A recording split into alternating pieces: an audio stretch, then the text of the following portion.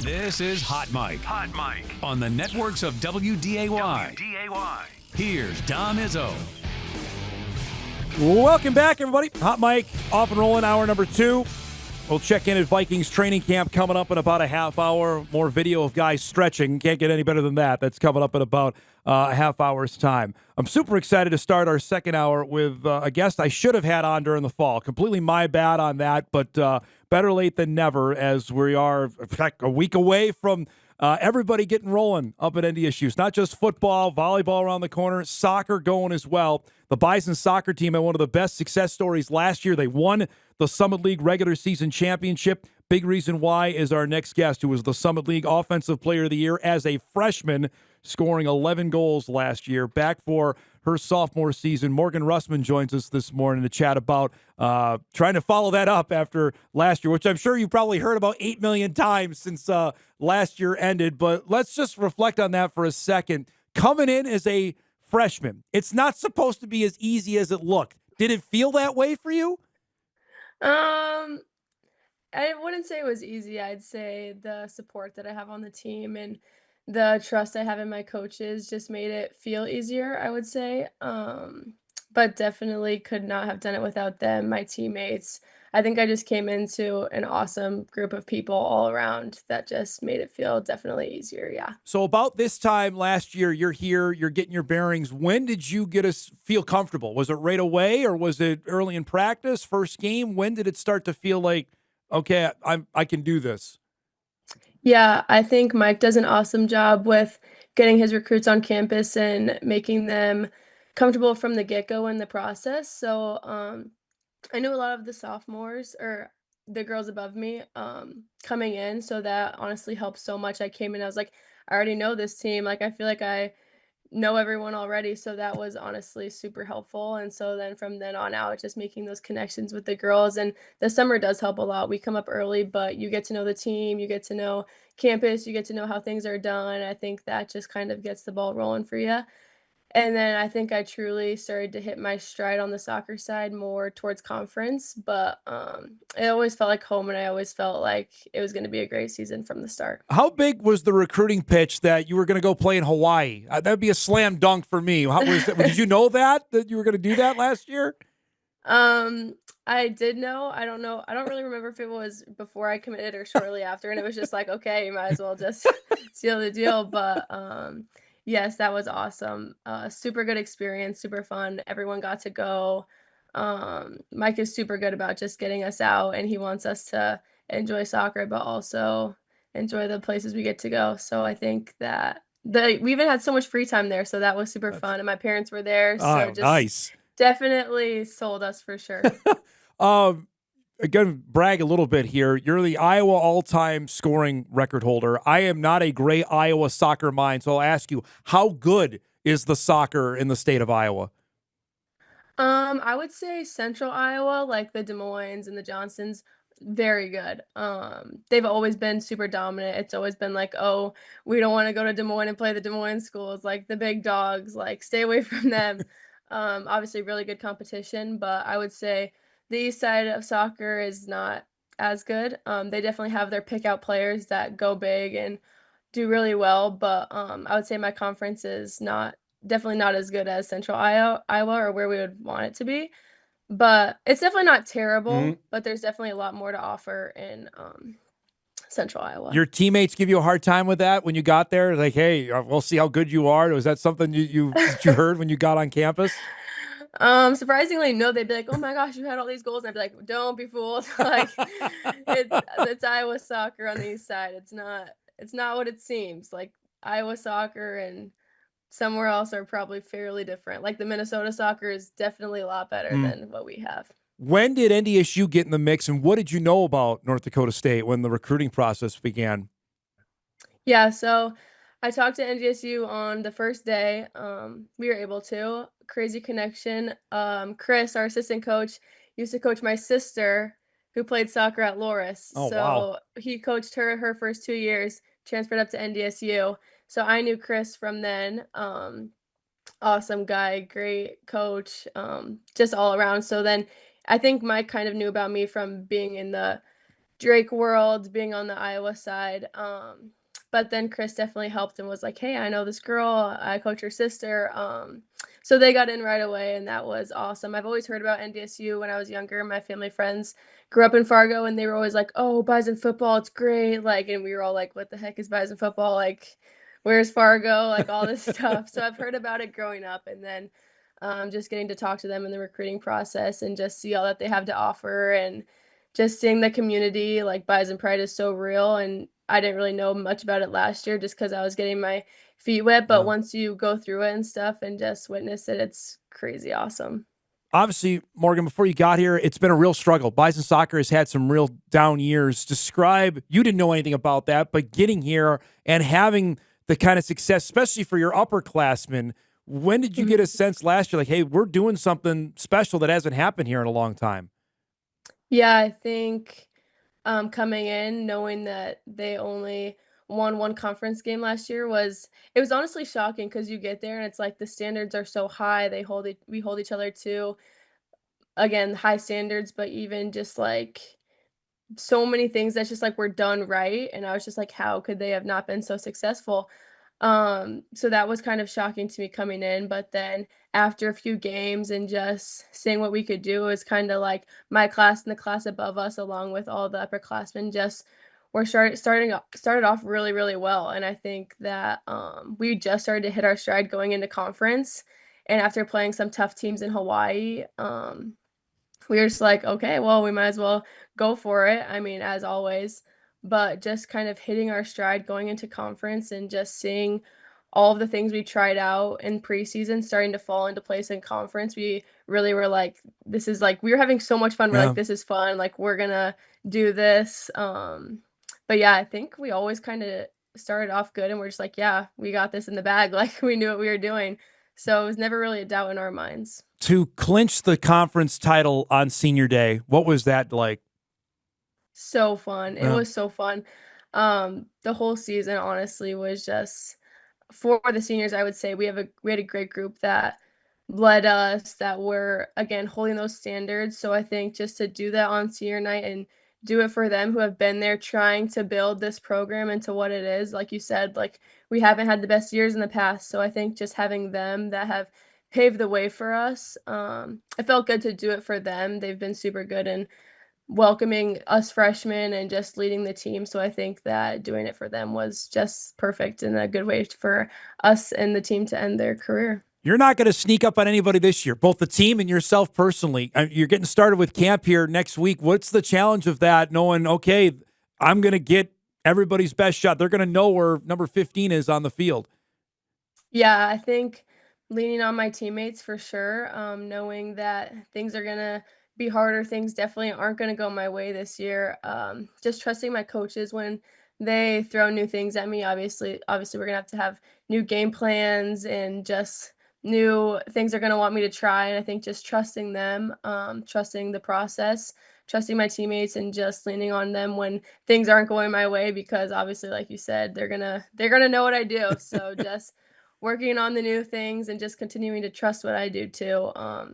Having that trust in myself can go a long way as well. I have to bring up one last thing from last year because the penalty kick shootout with Oral Roberts, the nerves of that. You're in it, and you know it's to either your season ends or we're moving on. Describe that, Mhm. the challenge, and how much does that still live with you, even though it was 8-9 months ago? 100%. I Yeah. think every meeting I have with Mike, I go and it's like, man, still think about that shootout. Yeah. I'm like, yes, Mike, me too. uh, but yeah, it definitely sticks. It sucks 100%.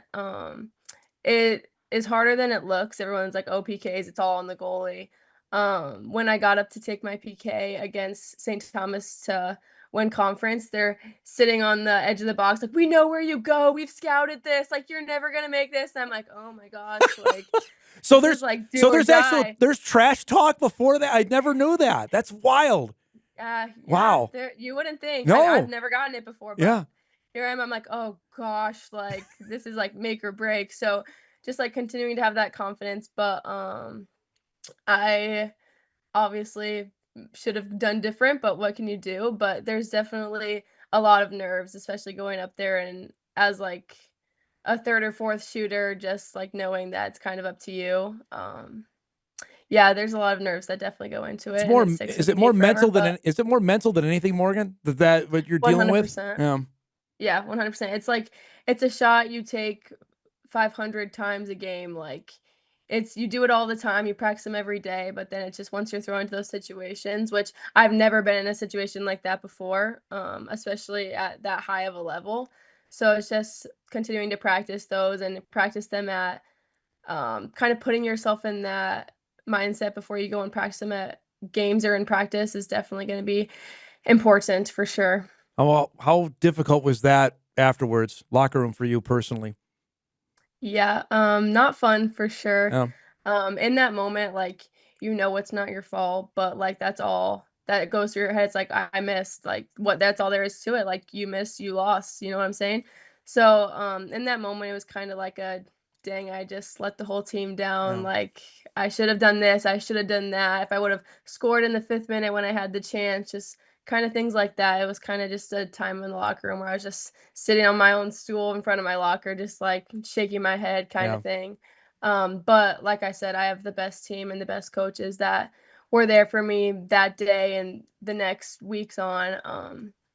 So that definitely helps, but wasn't my favorite after game Yeah. locker room, that's for sure. I appreciate you sharing about that. I'm interested here. You're playing an exhibition game like a week from Saturday. So like, well, how does that work? Like, hey, we're here and then we're gonna go play a game. Yeah, last year we played pretty early too, not this early. I think we played like the 7th or the 10th.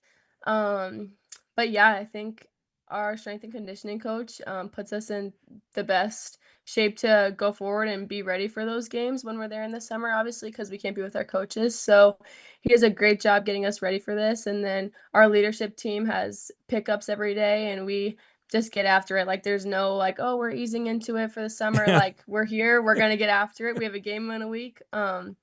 So yeah, we're super excited and we have so many transfers and freshmen and stuff. So we have a lot to offer this season and we're really excited about that too. So just kind of getting out there early and working out the logistics of all that and playing. So yeah, I think that'll be really good for us I was going to and we're ask you about excited. that. Soccer. I'm assuming every Division One sport is this way now, but because we know football, basketball, crazy. Is soccer the same? Like in terms of the portal and how active it is that you pay attention to? I don't pay too much attention to it just Yeah. because I love where I'm at, Yeah. like, it doesn't bother me. Yeah. Um, but I think it's definitely becoming more popular for sure. There's definitely a lot of good things that come from it, like, we were in the spring with, like, 13 girls, and it's like, "This isn't a team." So, and we knew we were only gaining 6, so Yeah. that's still barely any. But, definitely is going to help us a lot and something we're very thankful for. We have a lot of great talent coming in and just a lot of great people, great girls. So yeah, I think that there's definitely a lot of good things that can come from it. It's not always this big, scary, like, ooh, transfer portal. Yeah. Like, everyone can make it sometimes. So yeah, we're really excited for what we have won from that. Couple minutes left here with Morgan Russman joining us from NDSU Soccer. Now, the year you had, automatically you're going to be looked upon as a leader, even though you're just a sophomore. How does that role fit you? Yeah, I think I'm super excited. I would love to be known as a leader on the field. I think that I have a lot of teammates that respect me as there's not really on our team. I wouldn't say it's like, oh, you're a freshman, so you're not looked down as a leader. I think we're all pretty good at recognizing like who has good IQ, who's good at this, who's gonna help me and leaning on them. I think that helping onboard the freshmen kind of helped a lot in making me feel like I can be a leader, just guiding them through the summer and just getting them ready for season, but I think that I have gained a lot of respect for my teammates after last season that they can trust me Yeah.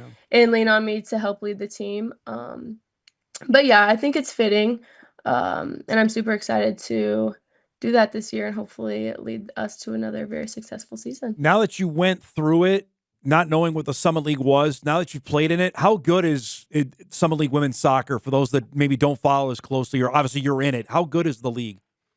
Yeah, I think we 100% are one of the most underlooked leagues.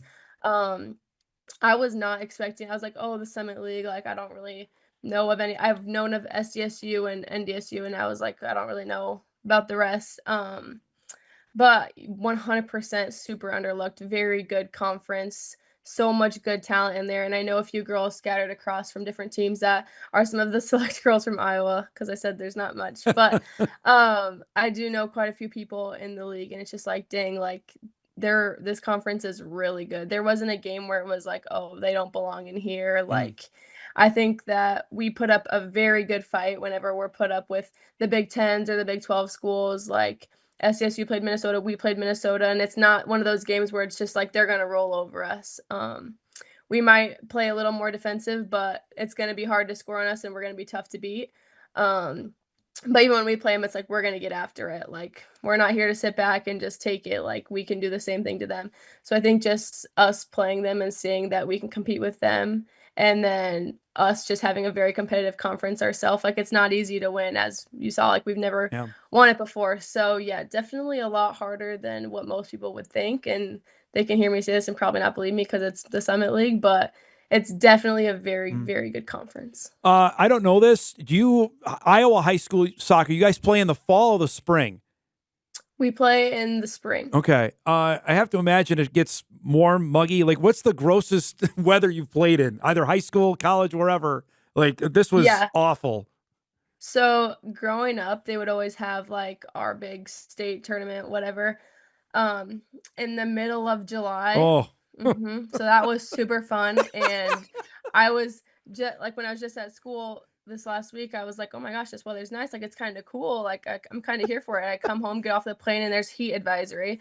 I'm like, "I used to play soccer in this. It's 105 degrees. The oh. humidity's at like this is dramatic, but 90%. Like you cannot breathe. No, Like no. everyone has those frog togs around their neck, like those mist water bottles." So they eventually moved that to a little bit earlier, but state soccer is still in the beginning of June when it's Ugh. still 100 degrees. Like you're when you're before you play, you're trying to find any shelter and air conditioning you can because it's like we can't keep these girls in the heat. So it's definitely a lot different. Ugh. Way hotter for sure. That I figured as much, but I appreciate you sharing that before we go. Thanks so much for doing this. Stay healthy. Have a great year, and hopefully we'll catch up soon, okay? Yes, thank you. Thank you for having me. Morgan Russman, NDSU soccer standout, joining us here. The Bison I mentioned, they'll play their first exhibition game a week from Saturday against Creighton. That game is down in Sioux Falls. We'll be televising a couple of Bison soccer matches coming up this fall. The reigning Summit League champs, poised to be pretty good again. We'll keep our eyes on them after a dynamite 2024 season. We're overdue for a break. We'll get caught up on a couple of things, including it's uniform day. UND hockey has dropped its new threads for a new era with Dane Jackson. We'll show you those when we come back on a Thursday morning edition of Hot Mike. We're back after this.